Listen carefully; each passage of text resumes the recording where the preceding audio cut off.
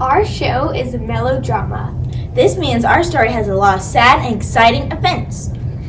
And that sadness and excitement is exaggerated or stretched. But we need your participation to make it more fun.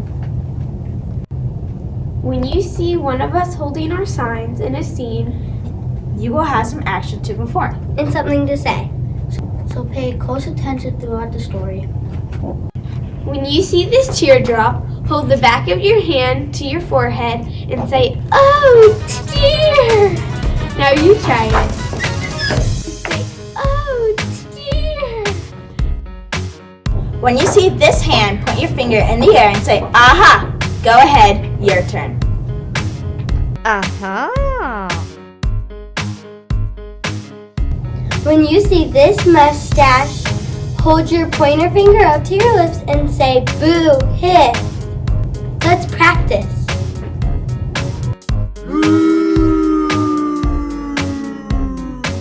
And when you see these balloons, clap your hands and cheer. Let me hear you.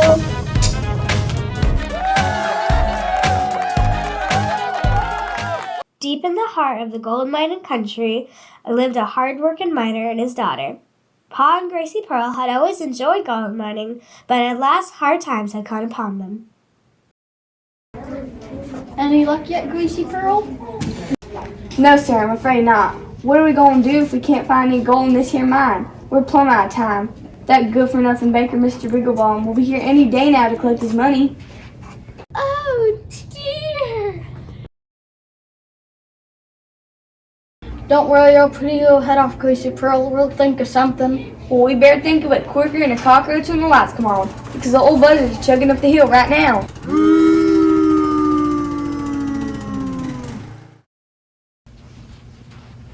Good afternoon, Gracie Pearl. Really love you as usual. Tell me, my sweet, do you have any gold for me? You know I haven't found any yet. This mine's as worthless as weevils and cornmeal. Mr. Bigglebottom, sir, please give us a little more time. I'm begging you. How are you able to pay me later if you can't pay me now? Pa's right. We'll find a way to pay you if you'll just give us a little more time. I'll give you till sunset. If you can't pay me, I'll take your land and your house. And I'll take Gracie Pearl as my wife.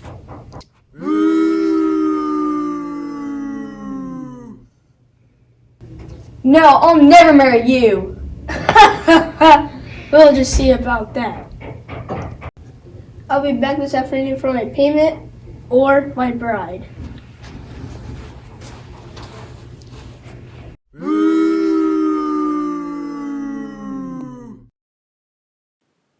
Once the banker was out of sight, Gracie Pearl threw a heck of a hissy fit. His bride? I'll be his bride? When hound dogs fly, I'll never marry that nasty man, and we'll never find anything in this useless mine either. I'm going into town to see if I can find gold some other way. Aha! Gracie Pearl unhitched Sassafras the pack mule and headed into town.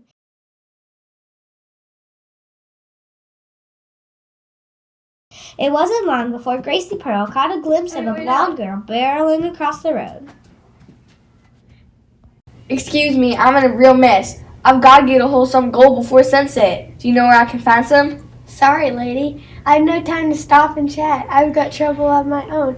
How was I to know as in Mr. Bigglebottom's porch? He sicked his bears on me and they're hot on my trail.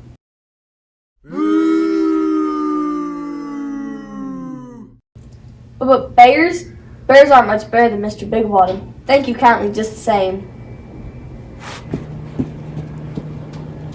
Gracie Pearl trudged on until she reached the outskirts of town where she spotted something just ahead. It was 3 pigs tied to the railroad tracks. Oh dear! Help! Help! What happened? We borrowed money from Mr. Bigglebottom to build our houses, but when we couldn't pay him back, he tied us to the tracks. Mr. Bigglebottom almost turned us into piggy pancakes. Our mother told us about the big bad wolf, but he's only a puppy compared to Mr. Bigglebottom. I know what you mean. I've got to get a hold of some gold before sunset. Would you happen to know where I might find some? Sorry, if we knew where to find gold, we wouldn't have been tied to the tracks. But thanks for untying us, though. You're welcome. Glad I could help. Gracie Pearl made her way into town and stopped at the Golden Goose Cafe. What will it be, ma'am? I've got to get a hold of some gold before sunset, or I'll be in big trouble. Once upon a time, I had me a goose that laid golden eggs.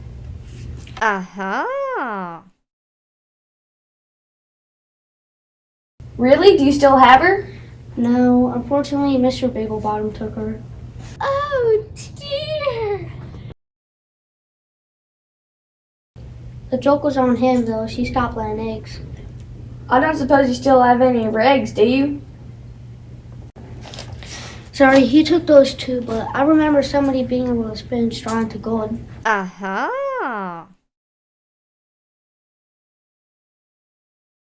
Thank you. I'll keep that in mind. Gracie Pearl went next door to Spinning Wheels Unlimited and found the beautiful clerk asleep at the counter.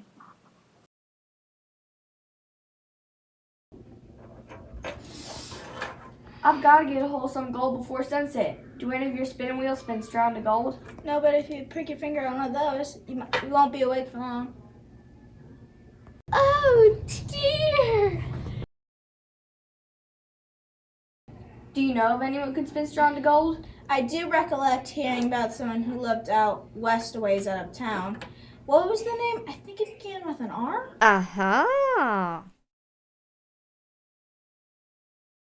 Much obliged. Gracie Pearl and Sassafras set off toward the setting sun. When Gracie Pearl got to Hope Street, she saw a signboard in front of the looming tower. She hurried over and read the name, Rapunzel. To contact resident, yell, Rapunzel, Rapunzel, let down your hair. Rapunzel, Rapunzel, let down your hair. Pretty soon, down, down, down, from a window high above, tumbled a long golden braid. Are you the one who can spin straw into gold? I've got to get a hold of some gold before sunset. No, but people get the two of us mixed up all the time. In fact, Bigglebottom, that low-down dirty weasel, thought I was the one who could spin straw into gold. So he locked me in this tower with a spinning wheel. The man you are looking for lives 5 houses down that way. His name is Rumpelstiltskin.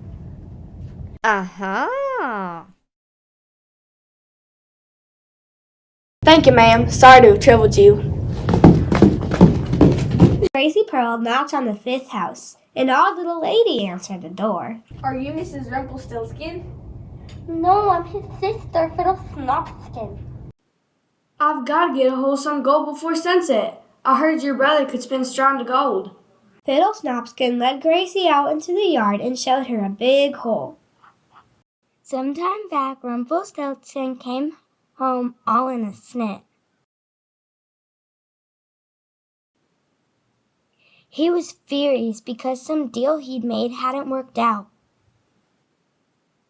He roared something about Bigglebottom and gold.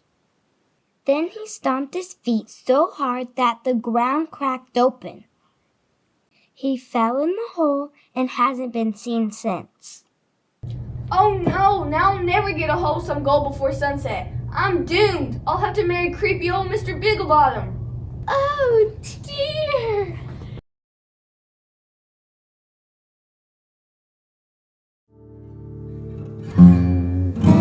When Gracie Pearl got home, she found her Pa sitting outside the mine in deep despair. Before Gracie Pearl could give Pa the bad news, Mr. Bigglebottom drove up in his sputtering jalopy.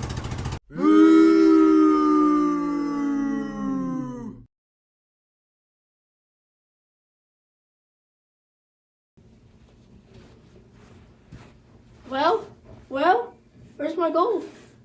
We don't have it yet, But nothing. I'm taking Gracie Pearl for my wife.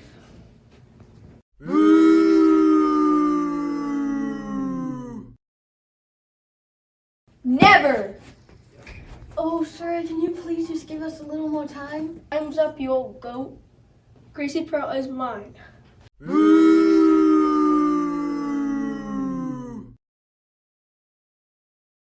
The dastardly banker grabbed Gracie Pearl's arm and dragged her toward his jalopy. Paw grabbed Gracie Pearl's other arm and pulled her back. She struggled like a stuck mule. Her hollering could be heard across 3 countries, and the ground shook something fierce. She kicked and boxed and stomped her boot heel as hard as she could. Something black and gooey began to gargle up from under her boot heel.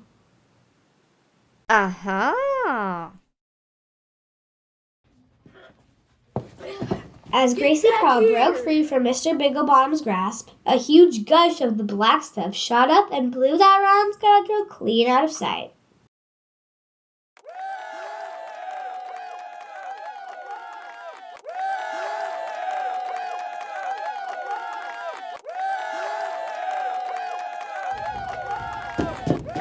Eureka!